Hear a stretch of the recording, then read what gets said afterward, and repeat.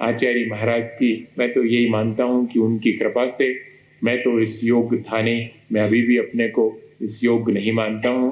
वो तो सिर्फ आचार्य श्री की कृपा है, जिससे कि जितना आधा धोधा जिसको अपन कहते हैं इस मोक्ष मार्ग में, और उनकी कृपा से ही चल पा रहा हूँ।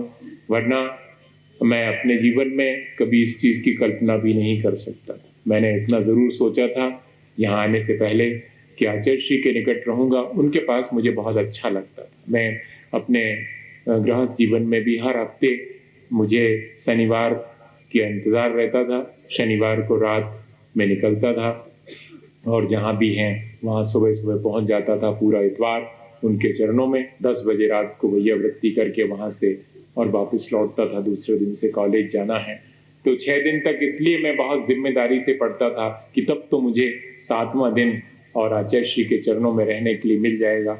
और वे देखते रहे और उन्होंने अपनी जो भी, मैं तो कृपा मान रहा हूँ, मेरे अंदर उन्होंने क्या चीज देखी होगी। और मैं जबकि 9 तारीख जनवरी को और कॉलेज से लौट करके आया था, दूसरे दिन 10 तारीख को मालूम पड़ा था कि आचार्य श्री 5 क्षुल्लक दीक्षाएं दे रहे हैं।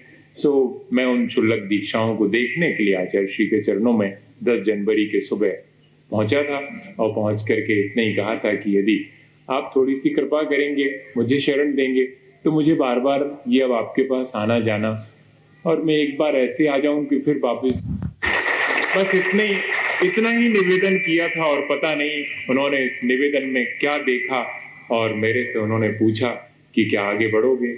मैं नहीं समझ पाया कि आगे बढ़ने के मायने क्या है। मैंने कहा जितना आप बढ़ाएंगे उतना बढ़ जाऊंगा, केशलुंचन कर लोगे। मैंने कहा आपकी कृपा, मुझे इससे ज्यादा तो और आता भी नहीं है। कहने लगे सुनो, नकल नहीं होती इसमें। मैंने कहा उतनी अकल भी नहीं है, यही कहा था, आप यही मान के चलिएगा। और बस, और उसी समय हमारे हमसे बड़े योग सागर जी महाराज हैं, उनको तो मैं जीवन भर शायद याद रखूंगा, कई जीवन तक। और आचार्य महाराज तो हैं ही, लेकिन उन्होंने मेरा सबसे पहले और केशलुंचन किया 5-6 घंटे में, क्योंकि ऐसा तो था नहीं कि पहले कभी कोई साधना की हो।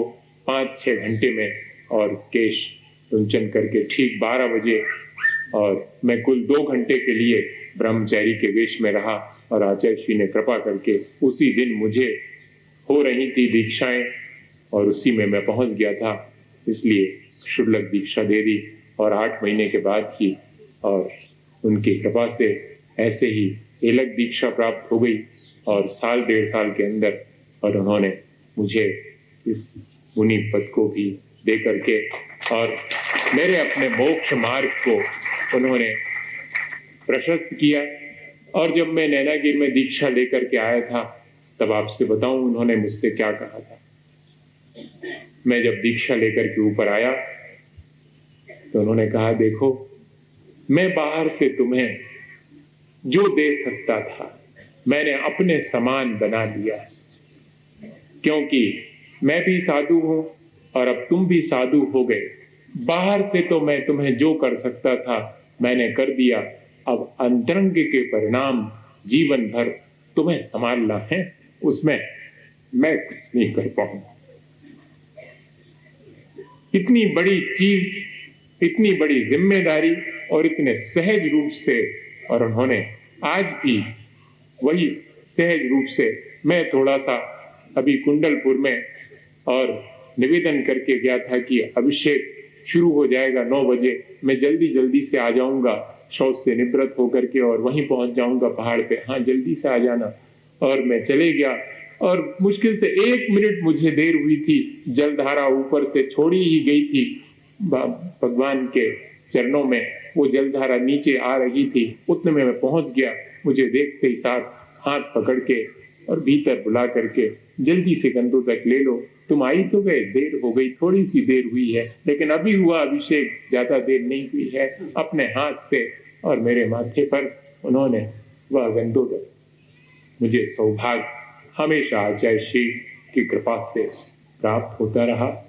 पर आज उन्होंने हमेशा यही कहा, इसलिए मैं आपके बीच बैठा हूं कि हमेशा जब भी अपने परिणामों में कमजोरी आने लगे तो अपने दीक्षा के दिन को जरूर याद करना, क्योंकि तुमने किस वैराग्य से भर करके और यह दीक्षा, ज्ञानेश्वरी दीक्षा, जो कि बहुत आसान नहीं है, उसे अंगीकार किया है।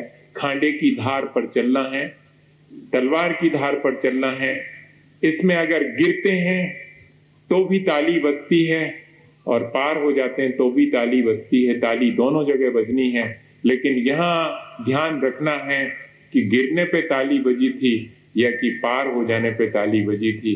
दोनों चीजों में से ये साधक के लिए बहुत बड़ी साधना है। जैसे कि कोई नट एक तार पर चलता है और जरा सा भी चूकता है तो नीचे गिर जाता है।